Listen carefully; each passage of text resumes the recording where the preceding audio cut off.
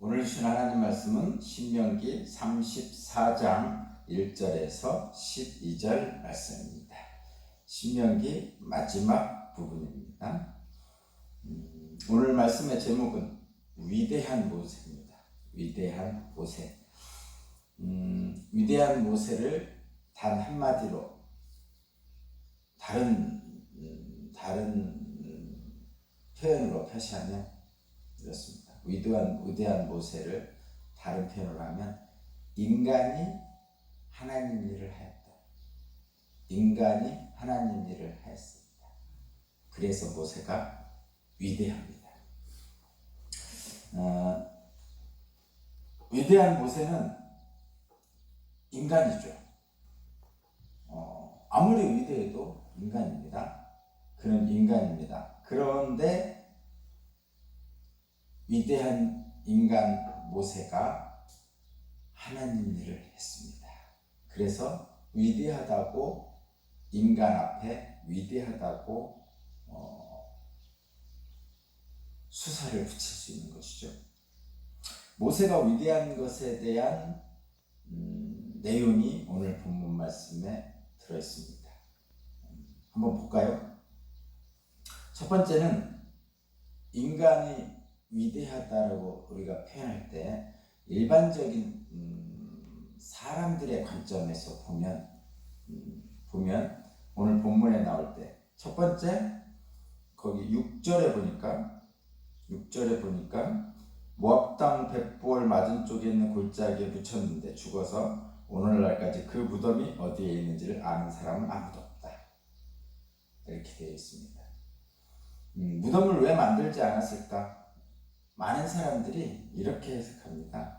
모세의 무덤을 만들지 않는 것은 백성들이 모세를 신격화하거나 그의 무덤이나 유해를 가지고 가나안 땅에 들어가서 우상으로 섬기지 않을까라는 염려에서 그랬다라고 많은 신학자들이 이제 해석을 합니다. 사실 이것이 굉장히 어렵죠. 많은 사람들은 자기가 죽고 나서 많은 사람들에게 좋게 평가되기를 원하죠. 그래서 무덤을 크게 만들죠. 옛날에 왕들이 무덤을 크게 만들잖아요. 신라 시대에 왕들 무덤 경주에 많이 있죠. 엄청 크죠. 조선시대의 왕들 왕릉 가보면 엄청 큽니다. 그리고 그것이 어떤 상징적인 요소가 있었죠. 우리나라는 비교도 안 되는 이집트의 왕들의 무덤은 피라미드잖아요. 엄청나죠. 죽어서까지 사람들은 자신이 추앙되기를 바랍니다. 그것이 인간의 모습이에요. 인간의 모습. 육신을 가진 인간의 모습이죠. 누구나 그렇습니다. 저도 마찬가지고 여러분도 사실 마찬가지입니다. 살아서 사람들의 추앙을 받고 뿐만 아니라 죽어서도 추앙을 받고 싶어하는 것이 인간의 모습입니다. 근데 그 모습이 사실은 역으로 생각해보면요, 인간의 나약함이죠. 인간의 나약함의 표현입니다. 피라미드를 만들어서 사람들에게 굉장한 위압감을 주는 거죠. 그래서 사람들이 그 위압감에 눌려서 복종하게 만든 그런 역할을 했단 말이죠. 그것을 그 후대의 왕들이 사용을 한 거죠. 왕들이 하는 행위도 마찬가지입니다. 요즘으로 말하면 이미지를 좋게 만드는 거죠. 이미지 정치라고 어떤 사람은 표현하기도 하는데, 물론 이미지가 중요하긴 합니다. 그것이 필요 없다는 뜻은 아닙니다. 근데 살아서도 사람들의 추앙을 받고 싶고 죽어서도 사람들의 추앙을 받고 싶은 것이 인간의 육체적 욕망의 한 부분이거든요. 그런데 모세는 그것을 뛰어넘는 거죠. 그래서 인간이라는 앞에 위대한 인간이라고 붙일 수가 있는 거예요. 그러니까 기독교에서는 그렇게 말합니다. 일반적인 인간은 죄의 인간이죠.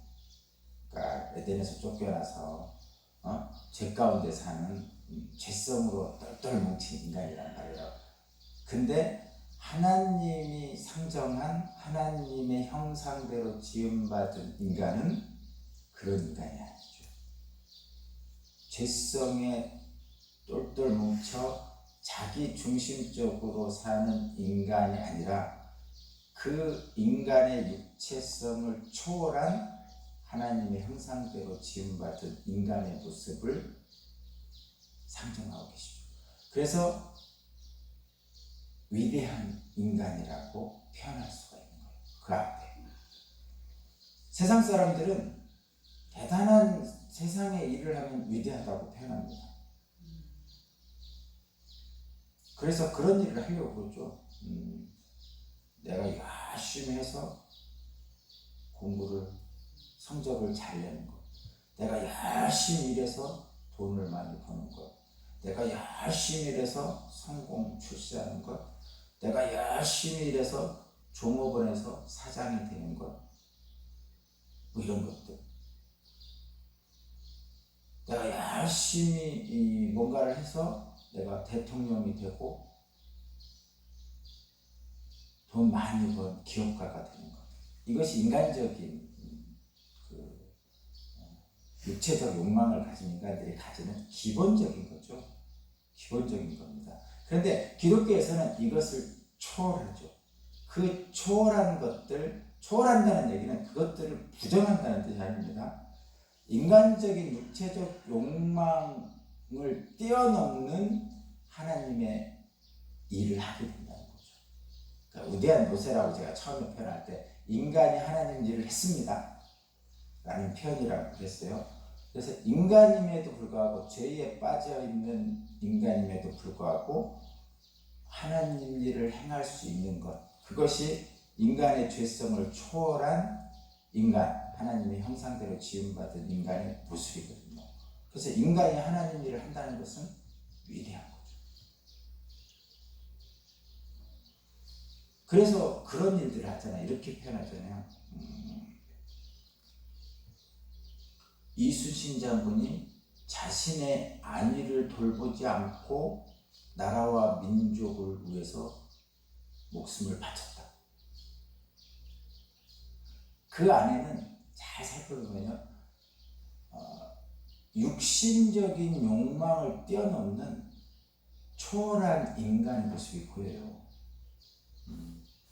안중근 의사, 나라와 민족을 위해서 자신의 목숨을 초계와 같이 버렸죠. 그죠? 그래서 그런 분들을 의인이라고 하죠. 의사라고 하죠. 안중근 의사 할 때 의사 이렇게 표현하잖아요. 자기 자신의 육체적 욕망을 뛰어넘는 일을 한 것이죠. 사실은 그런 것이 하나님의 일입니다. 그래서 심지어는 일본에서조차도 여러분 그 지금 얘기한 제가 말씀드린 이순신 장군, 안중근 의사가 상대 나라가 일본이잖아요. 근데 그 일본에서조차도 이순신 장군과 안중근 의사에 대해서 위대하다고 표현해 주는 거예요. 적대국인데도 불구하고 그것이 인간의 욕망을 초월한 하나님 일을 하는 위대함의 어떤 모습입니다. 실제로는 자기 자신을 위해서 성공한 사람을 적대적으로 대하는 사람이 위대하다고 안 합니다. 여러분 그거를 잘 좀 기억해 주세요. 그래서 모세는 무덤을 만들지 않았어요. 무덤을 만들 필요도 없죠. 이런 분들은 무덤을 만들어서 그 무덤에 사람들이 와서 칭송하는 것이 이 모세에게는 아무 의미가 없어요. 자신이 연태까지 살아온 위대함의 어떤 더 뭘 첨가시킬 게 없어요. 이미 하나님 일을 한 모세는 위대하기 때문에 무덤을 멋있게 만들 이유가 없습니다. 좋아요, 여러분. 그렇죠. 그렇습니다. 여러분, 무덤을 만들지 않은 이 모세의 그 위대함을 우리가 좀 살펴봐야 되고, 두 번째는 그러니까 위대한 인간 모세를 지금 얘기하는 거예요. 무덤을 만들지 않은 것은 위대한 인간을 초월한 인간이에요. 두 번째는 인간 모세가 왜 위대하냐? 후계자를 올바르게 세웠어요. 일반적으로 인간들은 저와 여러분도 그렇죠. 자식에게 좋은 거 물려주고 싶죠. 좋은 거라고 할 때 대부분 눈에 보이는 것을 생각합니다. 집안채라도 좀 사주고 싶고 그런 말이지. 지은이 사주고 싶지. 우리도 마찬가지예요. 집안채라도 사주고 싶고 시집갈 때 장가갈 때 좀 어떤 기반을 좀 주고 싶고 내 자식들에게 좀 좋은 거 물려주고 싶고 당연한 거죠. 육체적인 나는 고생했는데 애들은 좀 고생 안 했으면 좋겠고 또 그거를 좀 크게 보면 내 후손들 그러니까 우리 자손들을 넘어서 다른 자손들까지 우리 한민족의 후손들을 위해서 좀 좋은 나라를 물려주고 싶죠. 가난하고 정말 힘없는 나라보다는 좀 힘있고 부자인 나라를 물려주고 싶죠. 좀 넓게 보면 그렇죠. 그걸 더 넓게 보면 이 지구를 정말 행복한 지구 모든 인간들이 다 행복하게 사는 후손들에게 좋은 것을 물려주고 싶은 거죠. 단적으로 내 자식에게 좋은 것을 주고 싶은 것과 마찬가지로. 그런데 모세는 물론 모세에게도 자기 측근이 있었겠죠. 혈연 측근, 뭐 아론도 있고 조카들도 있고 모르겠어요. 모세가 결혼해가지고 자식이 있다는 얘기는 없죠. 성경에는 미디안에서 그 제사장하고 결혼했는데 자식 있다는 말 없죠. 성경에 있나요? 제가 모르는 게 있나요? 어쨌든 자식이든 아니든 측근에게 물려주고 싶은 거죠. 왕들이 그래서 다 자기 자식들에게 물려주려고 그러고 뭐 똑같은 거예요. 그거 결혼할 때 집 한 채라도 줘야 되겠다는 마음을 가지고 있는 게 다 똑같은 겁니다. 그래서 세습하죠. 세습합니다. 또 북한도 세습하고 교회도 세습하고 그 재벌도 세습하고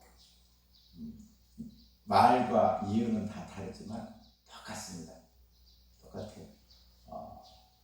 그 이면에 들어있는 그 내용은 다 똑같습니다. 그것이 인간의 모습이에요. 모습. 그런데 그것을 초월하는 거죠. 인간 모세는 그걸 초월했어요. 그래서 위대한이라는 표현이 모세라는 사람 앞에 붙는 거예요. 자기의 혈연, 지연, 학연 그런 것들에 얽매이지 않고 초월하는 거죠. 그렇게 후계자를 정한 거예요. 대단하지 않나요? 나는. 그래서 모세는 인간이었는데 하나님 일을 한 사람이죠. 그런데 여기 잘 보면 약속의 땅을 약속하셨잖아요. 애굽에서 나오면서 아브라함과 이삭과 야곱에게 약속했던 그 약속의 땅을 향하여 애굽에서 나온 거 아니에요. 그리고 약속의 땅을 차지하게 하셨잖아요. 그런데 모세는 그 약속의 땅에 못 들어간다. 오늘 말씀에도 그렇게 써있죠. 그런데 여러분 잘 생각해 봐야 돼요. 자, 그러면 그 위대한 인간이 하나님 일을 한 그 위대한 모세에게 왜 하나님은 약속의 땅을 못 들어가게 하셨나? 개뿔. 심하게 말하면 인간적으로 얘기하면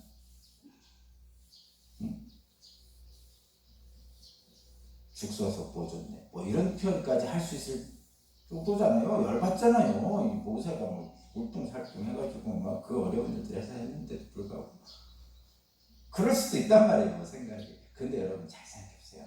약속의 땅이라는 게 잘 보세요. 약속의 땅은 육적으로는 가나안 땅이죠. 영적으로는 뭘까요? 하나님 나라죠. 네? 육적으로는 가나안 땅이에요. 근데 모세는 제가 분명히 말했어요. 인간을 초월했다고 그랬잖아요. 그래서 위대한 모세라고 했잖아요. 인간을 초월해서 하나님 일을 한 그에게 육적으로 가나안 땅은 사실은 아무 의미가 없다고 제가 말씀드렸죠.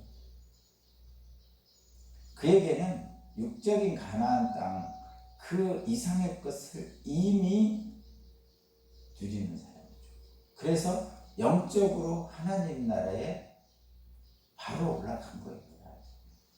굳이 모세에게 가나안 땅을 안 보여주시고 보여주시기만 하셨죠. 들어가지 못한다고 하셨죠. 근데 하나님이 그럼 모세를 그 무리바 물 사건으로 모세를 징계한 것이냐? 실제로 보면 징계가 아니죠. 그 육적인 눈으로만 보니까 모세를 그 징계를 했다고 생각할 수도 있지만 실제로 보면 이미 하나님께서 일시적인 가나안 땅, 육적인 땅에 들어가는 것보다 더 좋은 영적으로 또 영원한 하나님 나라를 모세에게 선물로 주신 거죠. 그래서 오늘 본문 말씀에 있는 것처럼 7절에 있는 것처럼 모세가 죽을 때 나이 120살이었으나 그의 눈이 빛이 잃지 않고 기력이 정정했던 거예요. 빛이 잃지 않고 기력이 정정한 모세를 가나안 땅에 충분히 들어갈 수 있죠.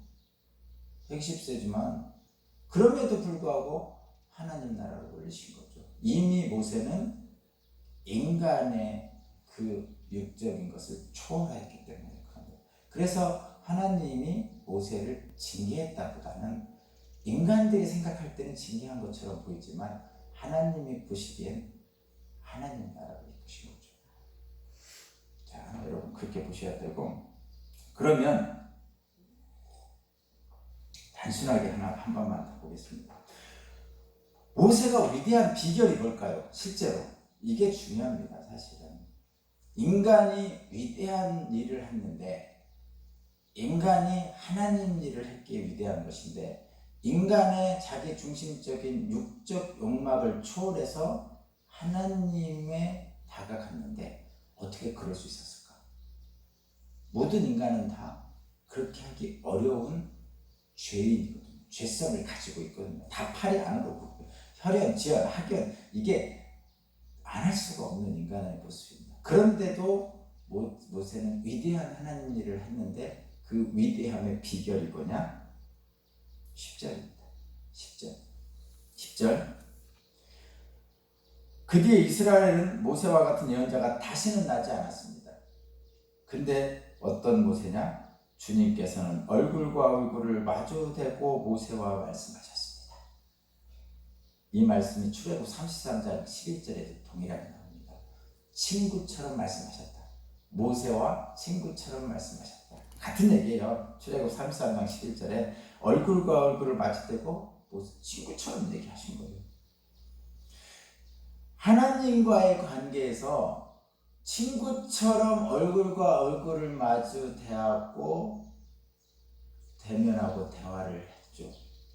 그렇게 했던 유일한 인간과 유일한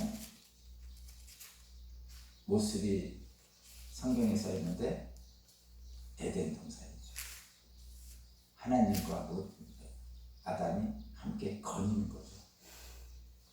유일한 성경에 나오는 거예요. 하나님과의 관계에서 친구처럼 얼굴과 얼굴을 대면하여 말하는 이 모세는 그것이 위대함의 비결입니다. 근데 그러면 그게 뭐냐? 그렇게 하나님과 대면해서 대화를 했기 때문에 하나님의 마음을 아는 거죠. 하나님의 마음을 아는 거예요. 하나님의 마음을 알았기에 어떻게 한 거죠? 수많은 불평과 원망들을 하는 그 백성들을 버리지 않고 끝까지 품고 여기까지 온 거죠. 하나님의 마음을 몰랐으면 그 불평과 원망을 하는 그 철없는 백성들을 끝까지 품고 여기까지 올 수가 없었다는 거죠. 그래서 위대한 거예요. 자, 그러면 이렇게 한번 봅시다. 하나님의 마음과 뜻을 알았기에 너 거기까지 끝이야 라는 말에 순종할 수 있었단 말이야. 그러니까 너는 가나안 땅에 못 들어가. 너는 못 들어가. 그렇게 했는데 모세가 순종을 했죠. 왜 그렇죠? 하나님과 얼굴을 마주대며 대화를 했기 때문에 하나님 마음을 알죠. 이미 인간적인 마음이 아니고 하나님 마음을 압니다. 그래서 너 거기까지 하는 게 좋겠지? 그랬더니 바로 순종하는 거예요. 하나님 계획에 순종하는 거예요. 자, 이게 뭐냐면 거기까지라는 표현을 이제 하는 거예요. 하나님의 마음을 알기에 하나님이 거기까지라고 하는 말씀에 순종하는 거죠. 말 그대로 순종이에요. 되게 억울하잖아요. 이거 지금 인간적으로 보면 거의 모세가 다 했는데 실제적으로 가나안은 안 주시잖아요. 인간적으로. 근데 하나님은 거기까지. 선이잖아요. 선.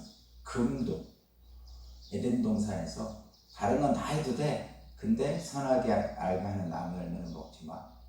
이게 선이죠. 선을 그은 거예요. 하나님. 야, 넌 거기까지야.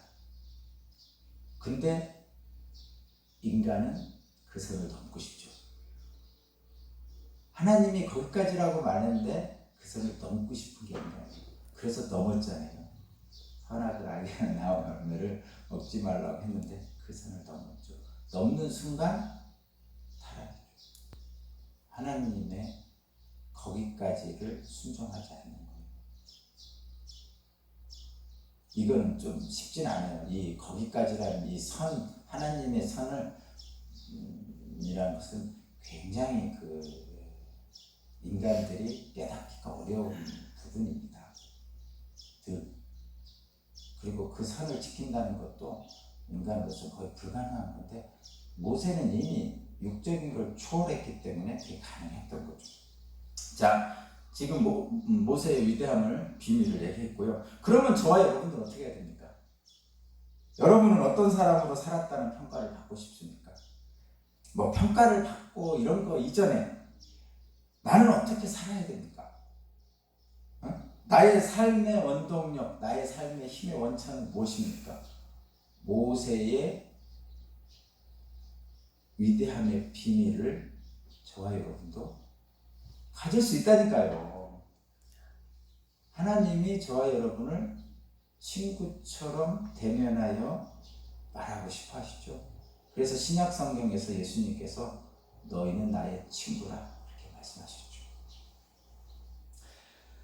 우리의 삶의 원동력, 삶의 힘은 어디서 올까? 하나님입니다라고 고백하면 되죠. 모세가 하나님과 대면하여 친구처럼 이야기한 것처럼 우리도 그렇게 초대받은 사람들입니다. 그리고 그렇게 할 수 있죠. 그래서 저와 여러분도 저도 오늘 말씀을 통해서 묵상하면서 다짐합니다. 모세가 하나님과 대면하여 친구처럼 살았던 것처럼 그 위대함의 비밀이 오늘 나에게도 있었으면 좋겠다. 또 그렇게 살아야 되겠다. 이렇게 다짐합니다. 여러분도 그렇게 되시길 바랍니다. 기도드립니다. 하나님 감사합니다. 인생의 마지막 순간에 제가 주님 앞에 어떻게 평가될지, 우리의 후손들의 나를 어떤 모습으로 기억할지 모르겠습니다. 다만 철저히 순종하며 아름답게 사명을 마친 모세처럼 주님을 얼굴과 얼굴로 맞대고 친구처럼 대화하기를 원합니다. 그런 은혜를 베풀어 주옵소서. 감사드리며 예수 그리스도 이름으로 기도합니다. 아멘.